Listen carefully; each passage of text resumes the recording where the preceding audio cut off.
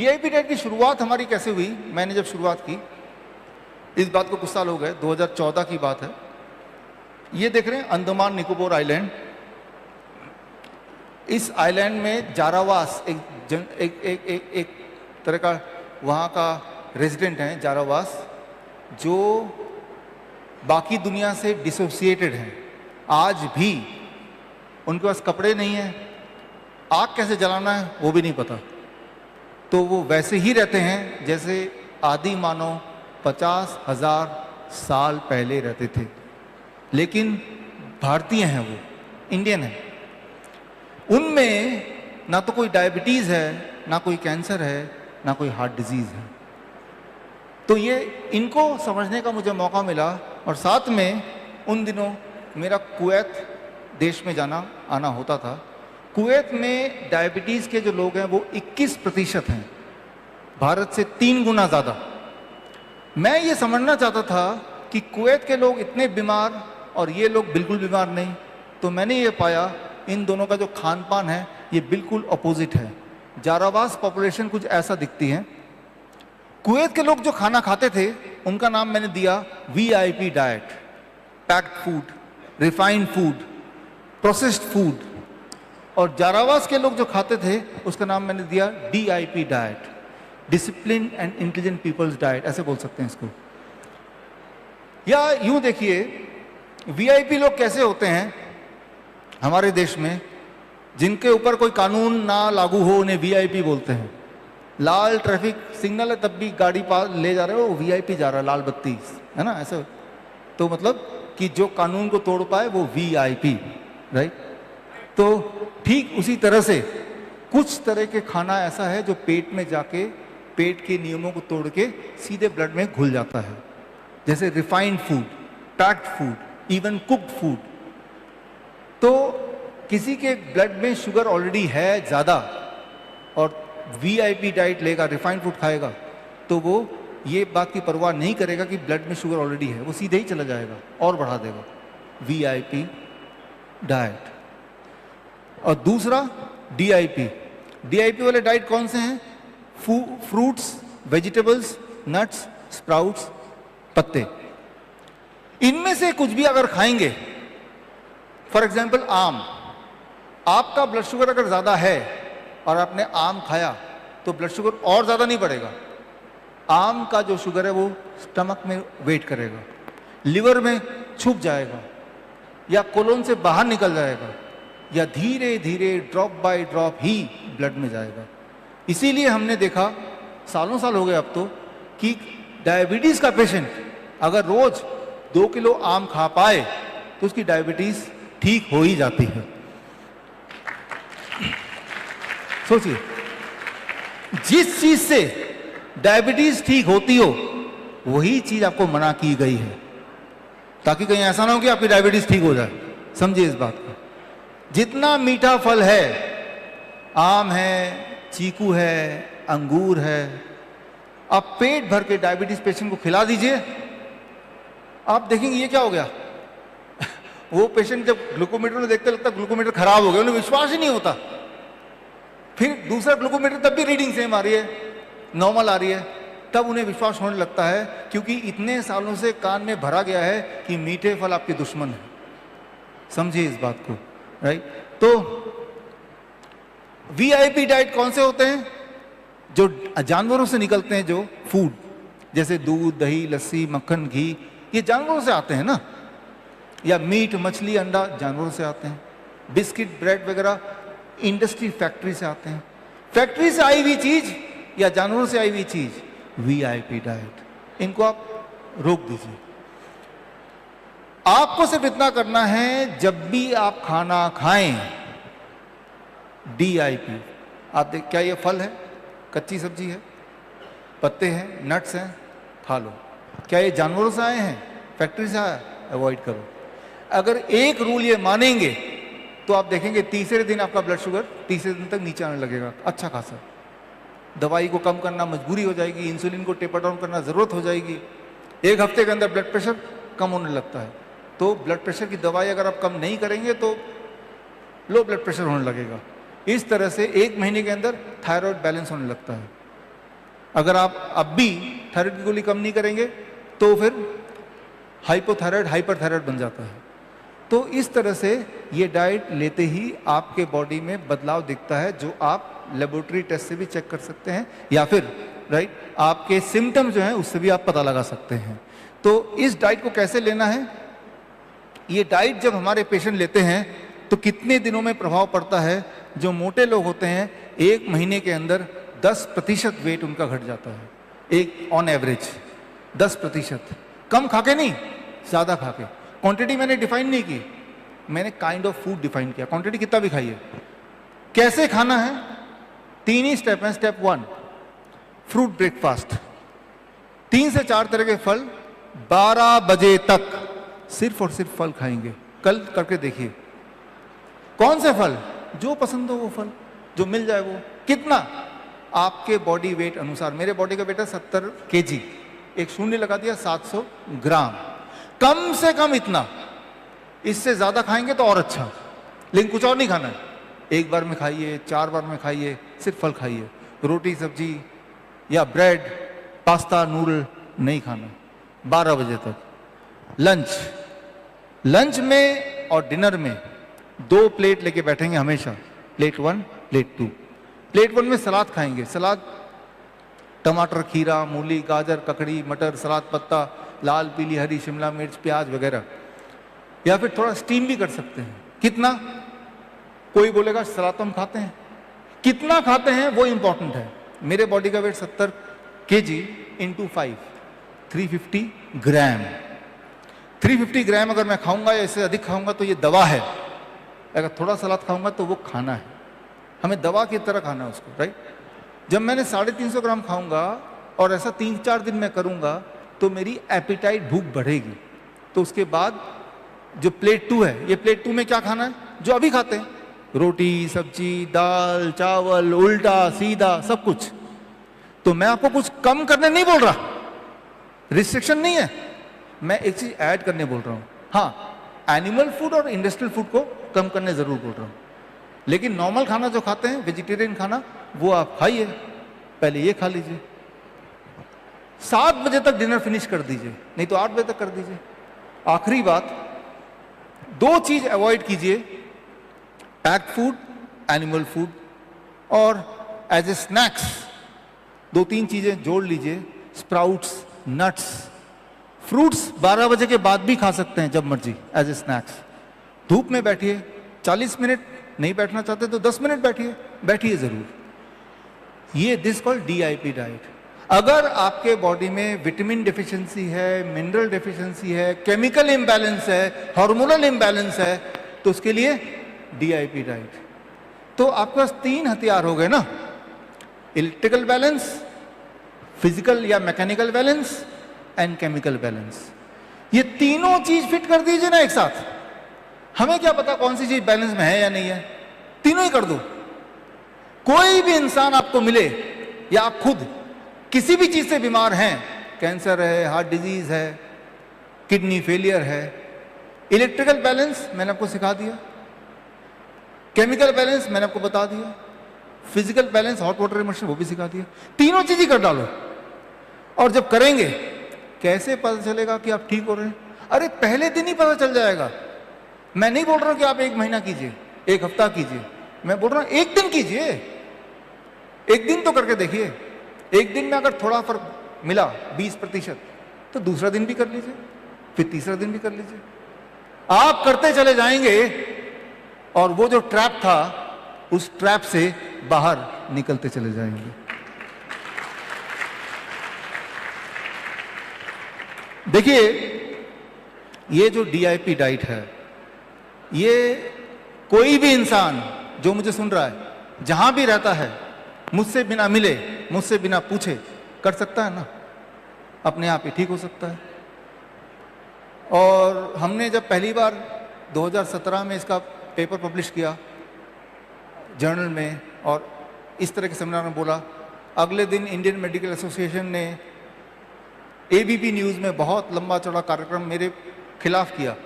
इनको तो जेल भेज देना चाहिए, लोग तो मर जाएंगे, आम से कभी कोई ठीक होता है क्या? ये बात है 2017 की। राइट। उसके बाद पिछले साल हॉट वाटर इमर्शन, जो लोग हमारे साथ जुड़े हैं उनको पता है, इसी महीने हमने लॉन्च किया कि हॉट वाटर इमर्शन है, किडनी फेलियर बंद हो जाएगा।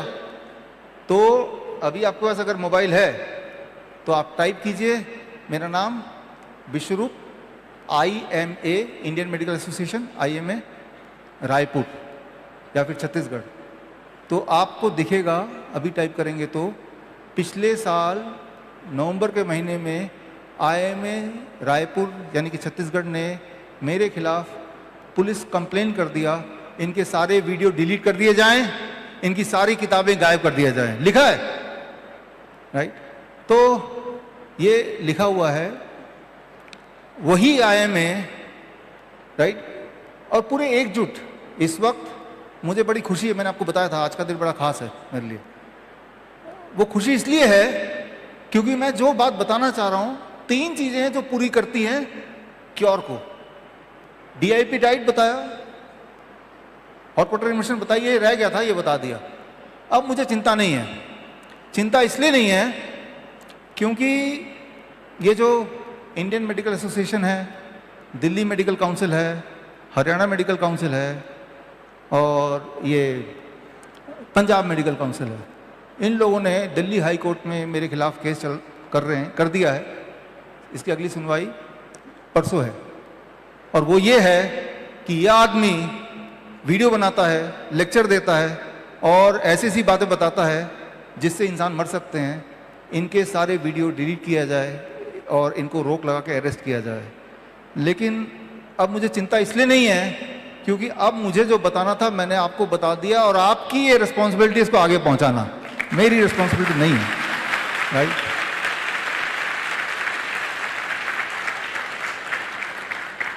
देखिए, ये धरती, भिलाई की धरती, राजीव दीक्षित जी ने अपनी आखिरी सांसें यहीं पे ली थी।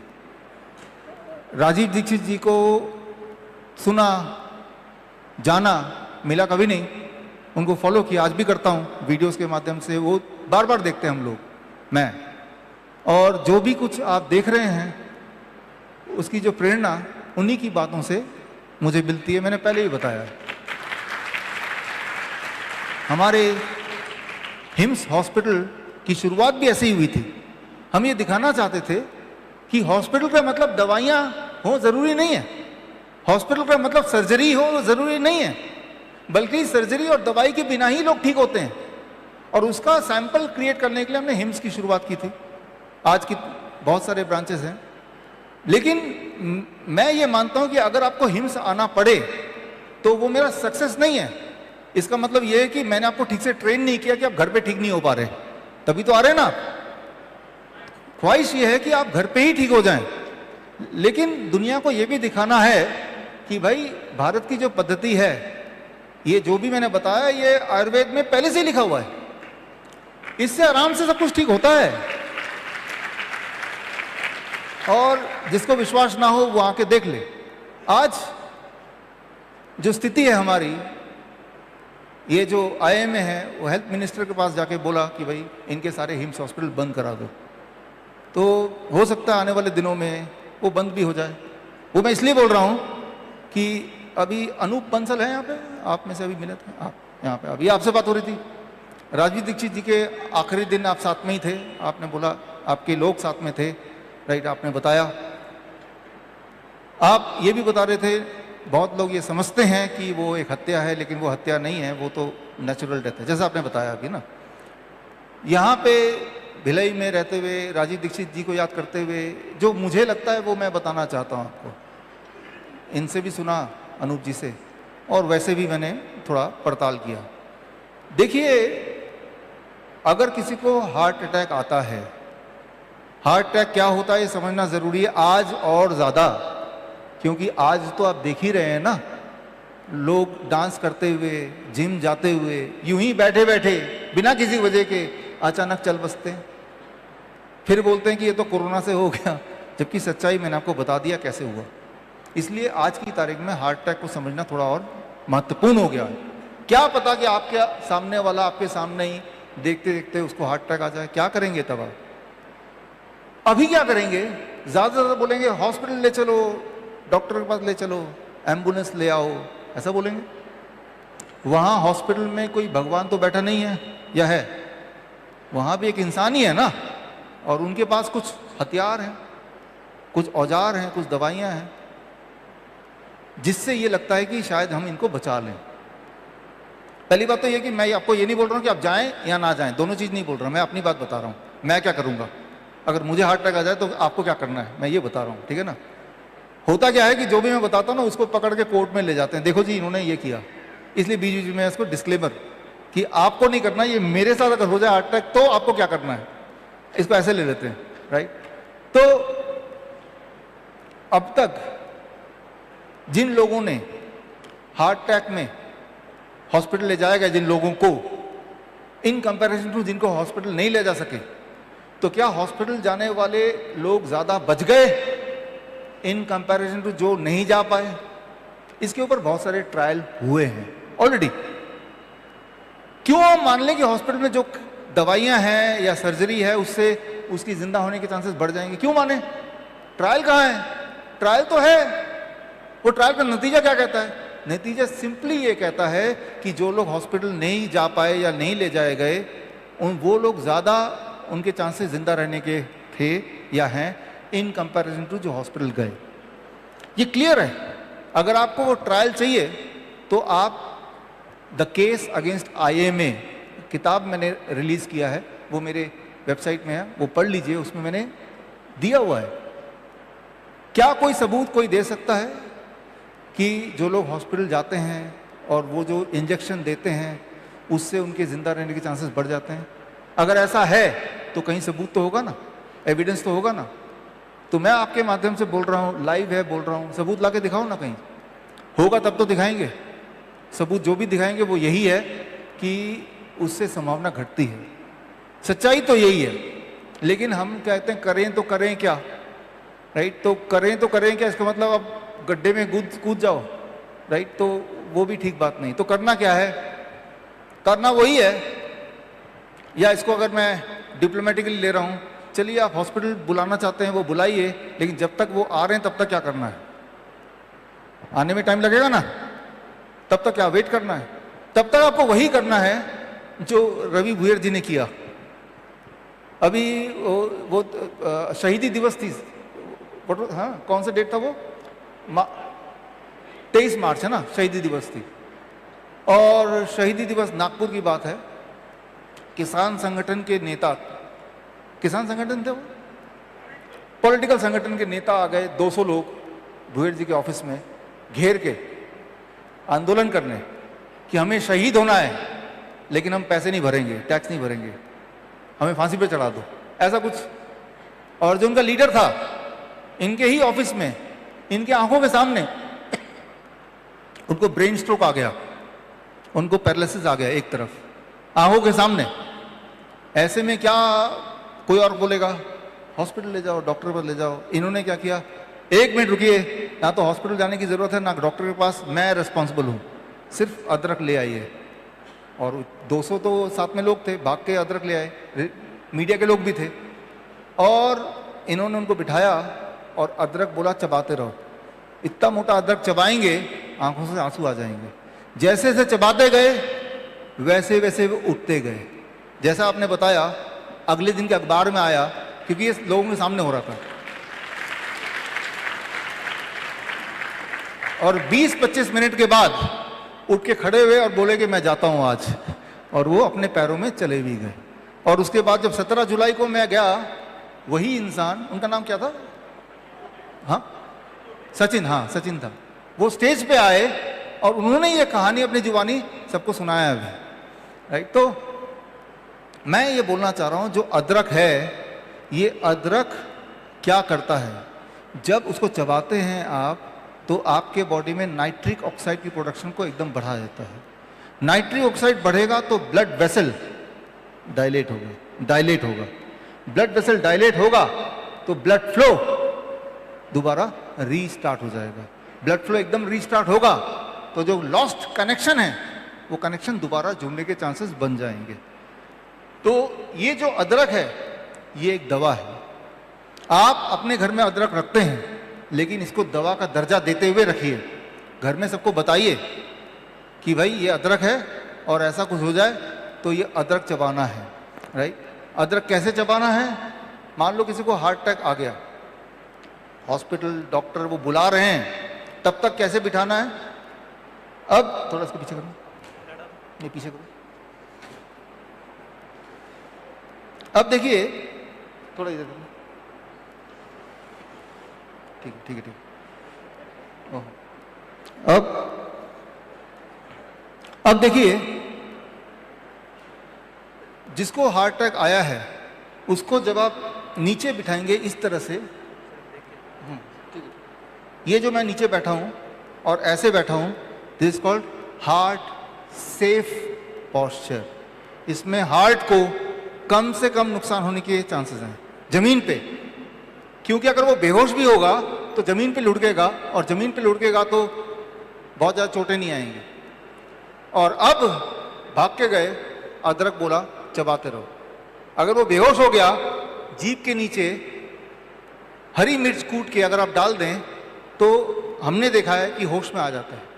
होश में आ गया तो अदरक चबाओ, इतना मोटा पीस अगर चबाएंगे तो चांसेस हैं कि धीरे धीरे वो रिवाइव होगा।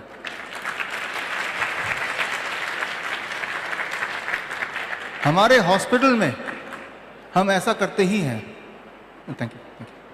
क्योंकि हमारे हॉस्पिटल में क्रिटिकल पेशेंट आते हैं, किडनी पेशेंट आते हैं, उनमें कार्डियक अरेस्ट आना, हार्ट अटैक आना, these are the normal things, right. क्योंकि वो इस तरह से इसको थोड़ा सा, तो मैं ये बोलना चाह रहा हूँ कि कुदरत ने ऑलरेडी दवा दी हुई है, और जिस चीज़ को आप दवा मान रहे हैं, आपने जैसे बताया कि उनको एलोपैथिक हॉस्पिटल ले गए, कुछ दवाइयाँ दी गई, क्या वो दवाइयाँ देने से इंसान के रिवाइव करने के चांसेस बढ़ जाते हैं?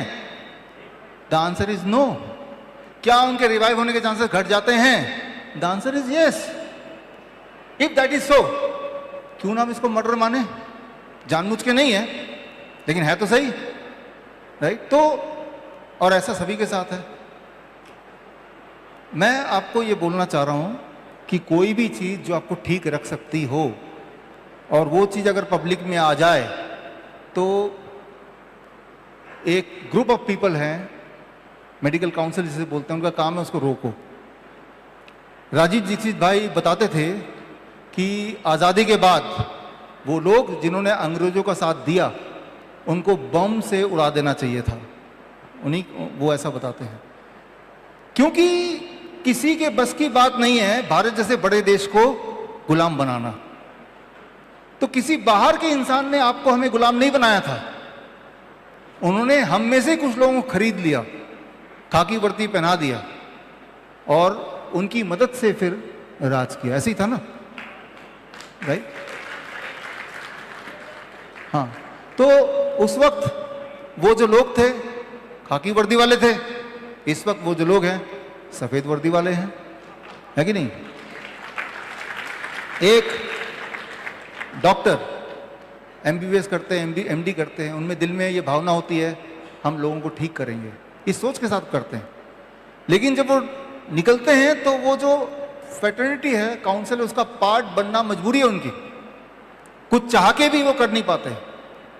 तो ऐसा नहीं कि कोई डॉक्टर के इंटेंशन गलत है, ऐसा नहीं है, लेकिन वो जो इंडियन मेडिकल एसोसिएशन जो काउंसिल बने हैं, तो सही मायनों में आप देखें तो ये हमारे लोग नहीं, हमारे बीच के लोग हैं, but they are not our people.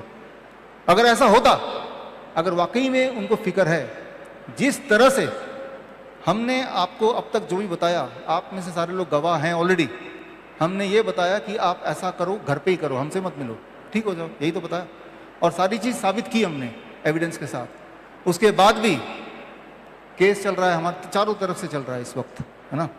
जबकि जो चीज़ खराब कर सकती है इंसान को, हमने जो भी किया क्लिनिकल ट्रायल में गवर्नमेंट ऑफ इंडिया के साथ साबित किया। डीआईपी डाइट भी क्लिनिकल ट्रायल में है, राइट, मेडिकल जर्नल में छपवाया, लेकिन फिर भी केस चल रहे हैं कि ये डाइट जो है खतरनाक है। कैसे खतरनाक है पूछने वाला नहीं है, खतरनाक है। दूसरी तरफ अगर इतना ही हेल्थ का ख्याल है आईएमए को, तो एक काम आपको देता हूं, आप छत्तीसगढ़ के हैं, रायपुर के हैं, भिलाई के हैं, आप उन्हीं लोगों से पूछिए, आईएमए वालों से, कि इनके ऊपर क्यों नहीं केस कर रहे आप? हाँ,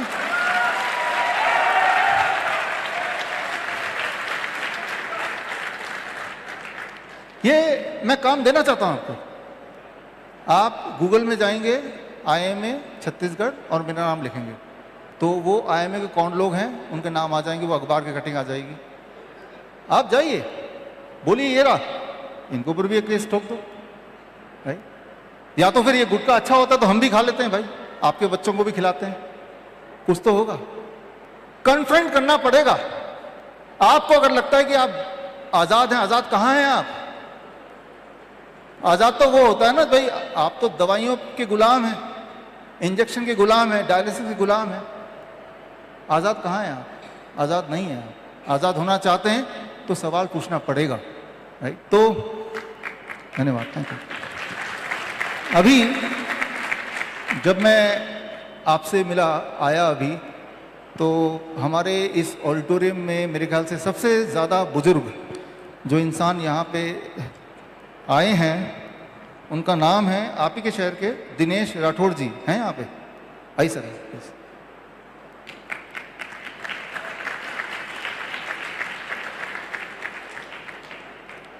तो दिनेश जी एडवोकेट हैं, एडवोकेट, रिटायर्ड एडवोकेट हैं।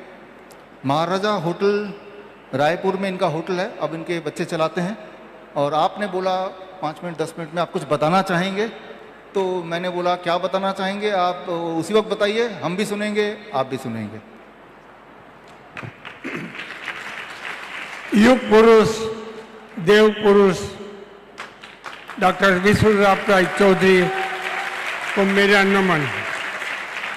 आप लोगों का सभी का अभिनंदन। मुझे 1.5 साल हो गए, मैं इनके डाइट को घर ही में फॉलो कर रहा हूँ।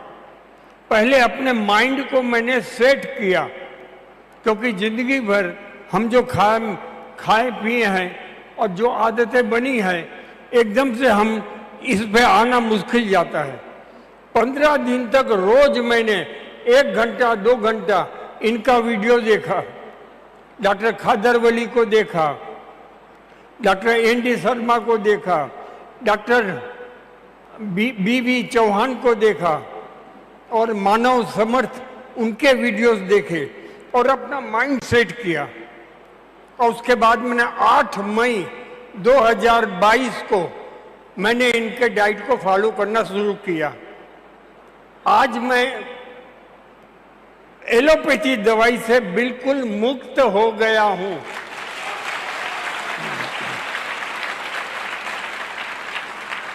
मुझे 40 साल का दमा था, अस्थमा, 5 साल से थायराइड था, 8-10 साल से बीपी की गोली लेता था, 5-6 साल तक नींद की गोली लिया, एंटी एलर्जिक गोलियां लेता था, इकोस्प्रिन 75 AV75 खून पतला होने की दवा लेता था। आज सब मेरी दवाएं छूट गई। आपके सामने मैं खड़ा हूं, मेरी उम्र 80 साल है। यदि मैं ठीक हो सकता हूं तो सब लोग ठीक हो सकते हैं। एक और बात बताऊं मैं आपको, मेरी बेटी है 50 साल की, उनका बाग बगीचे का काम है, वहां लेबर है, तो उनको वो इनके डाइट को बताती है और कैंसर पेशेंट को उसने ठीक कर दिया। 6 महीना हो गया। ये इनकी डाइट का ये असर है। आप जैसे ही इसकी डाइट पर आओगे, उसी दिन से आपको फर्क मालूम पड़ेगा। धन्यवाद। मैं